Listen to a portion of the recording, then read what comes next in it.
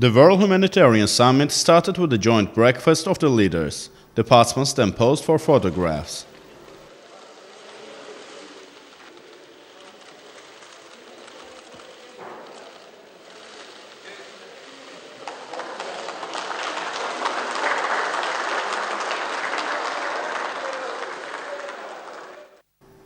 The opening ceremony of the summit was continued with a presentation featuring current situation in the humanitarian disaster regions worldwide and delivery of aid to these areas. Addressing the summit, UN Secretary-General Ban Ki-moon thanked the world leaders for supporting the humanitarian summit. Noting that the idea emerged 4 years ago as the global humanitarian crisis was deepening, Ban Ki-moon said the crisis was growing deeper year after year. The people's difficulties in this area were also increasing. Stressing the necessity of preventing global crisis, Ban Ki-moon said political instabilities causing humanitarian crisis must be prevented and civilians must be protected more. The UN Secretary-General said it was important to shape new forms and ideas to prevent refugee problem, called on all states and societies to show solidarity in solving problems of millions of people affected by crisis.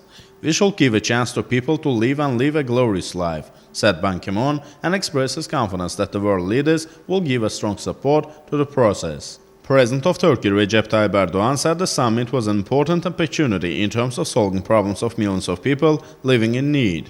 Noting that wars, natural disasters, climate change posed a serious threat to the safety and future of the entire mankind, Recep Tayyip Erdogan said Turkey was playing an active role in the solution of humanitarian problems. President of Turkey said his country was implementing various projects on humanitarian aid and social development in more than 140 countries.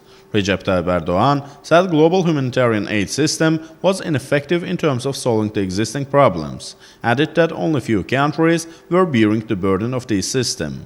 Therefore, all countries of the world must equally share this responsibility. Leaders and influential persons of the international community must unite their efforts. Then an exposition was presented.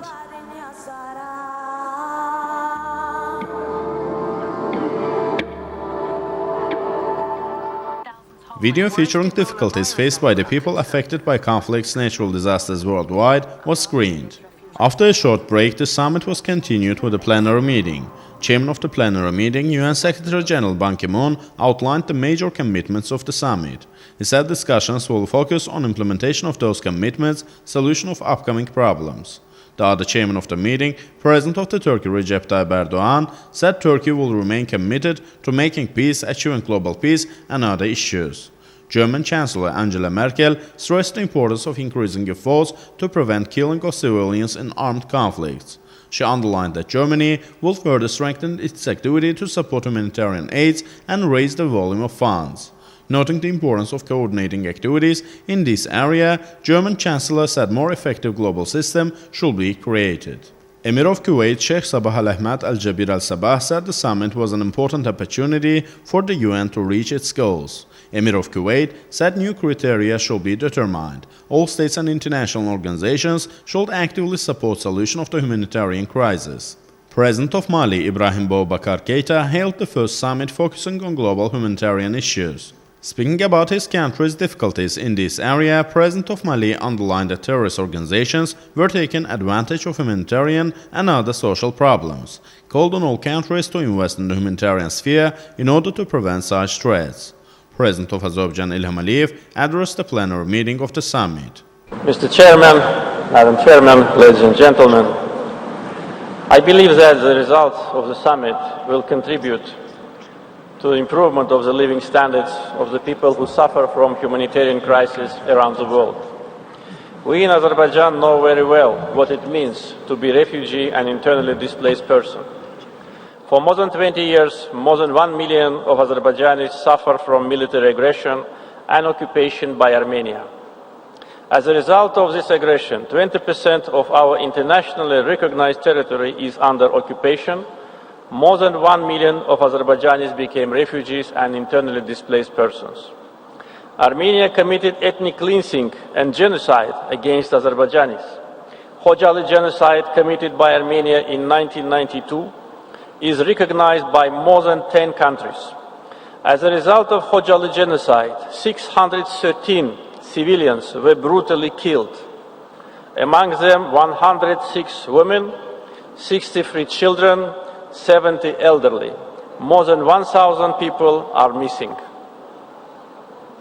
Armenia continues its policy of aggression against Azerbaijan.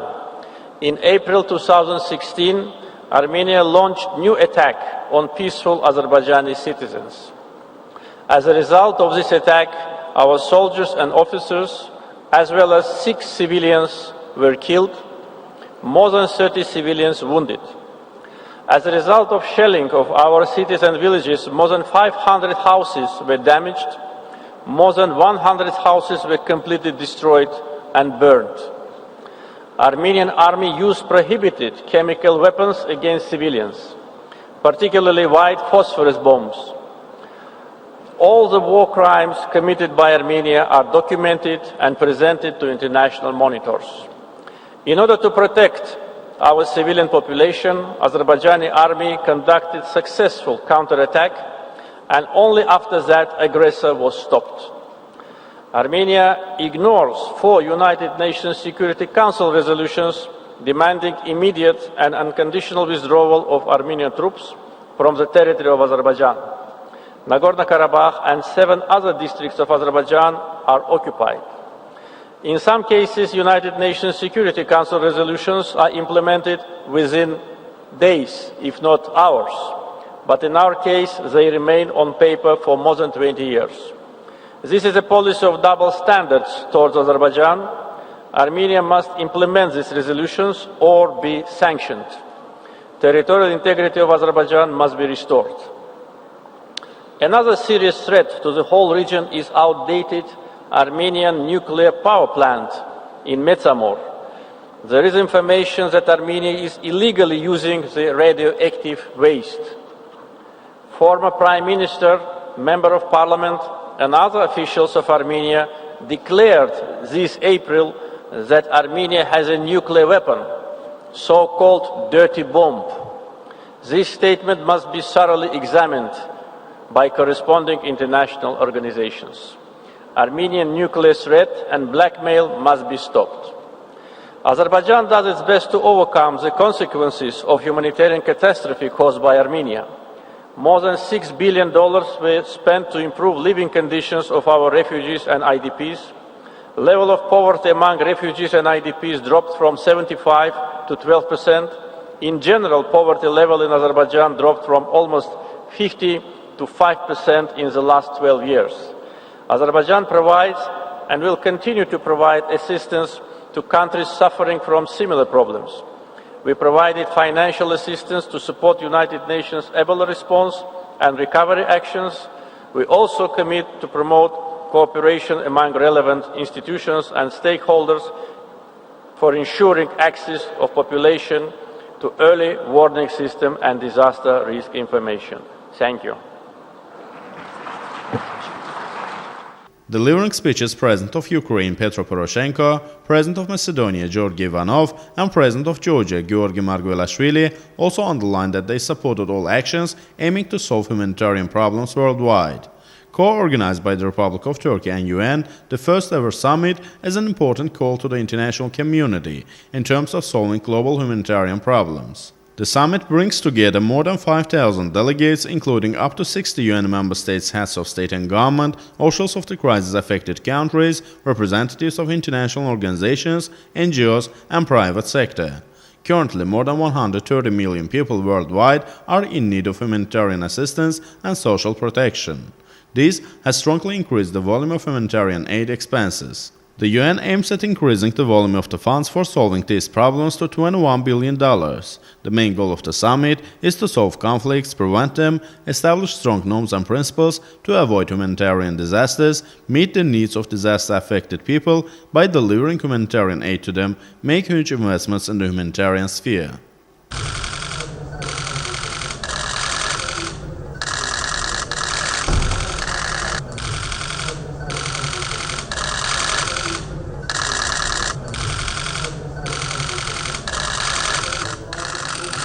President of the Republic of Azerbaijan İlham Aliyev met with President of the Republic of Turkey Recep Tayyip Erdogan in Istanbul. The sides hailed the successful development of the friendly and fraternal ties between the two countries in political, economic, and other fields. The presidents highlighted the importance of regular high-level reciprocal visits and meetings in terms of the strengthening of the bilateral relations. They noted that the World Humanitarian Summit in Istanbul contributed to the expansion of international cooperation. The presidents also exchanged views on the Armenian-Azerbaijani Nagorno-Karabakh conflict and discussed the development of the bilateral ties.